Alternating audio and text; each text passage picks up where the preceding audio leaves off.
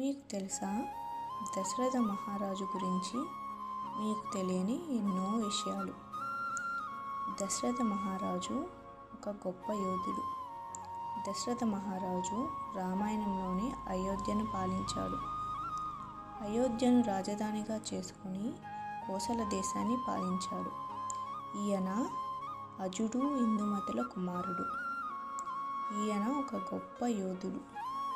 దశరథునికి శబ్దాన్ని విని బాణాన్ని ప్రయోగించే శబ్దభేరీ విద్య తెలుసు. అందులో ఆయన ప్రసిద్ధి చెందాడు. దీనివల్లనే అనుకోకుండా శ్రవణ కుమారుడిని చంపే తప్పిదం జరిగింది.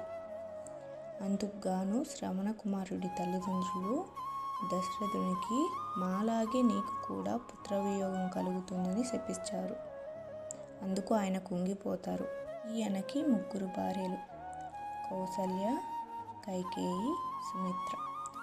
పుత్రకామేష్టి యజ్ఞం ద్వారా శ్రీరాముడు, భరతుడు, లక్ష్మణుడు మరియు శత్రుఘ్నుడు జన్మిస్తాడు.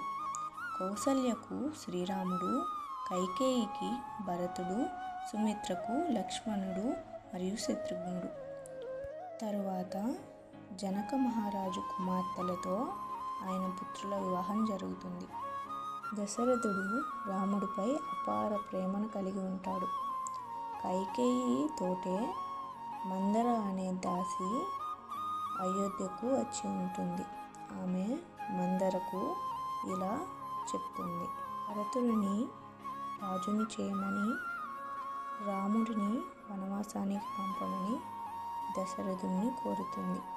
దశరథుడు ఆమెకు ఎంత నచ్చ చెప్పినా వినదు. విషయం తెలిసిన శ్రీరాముడు వనవాసానికి పయనమవుతాడు. శ్రీరాముడితో కూడా సీత మరియు లక్ష్మణుడు పయనమవుతాడు. తండ్రి బాధను చూసి శ్రీరాముడు కూడా కంటతడి పెట్టుకుంటాడు.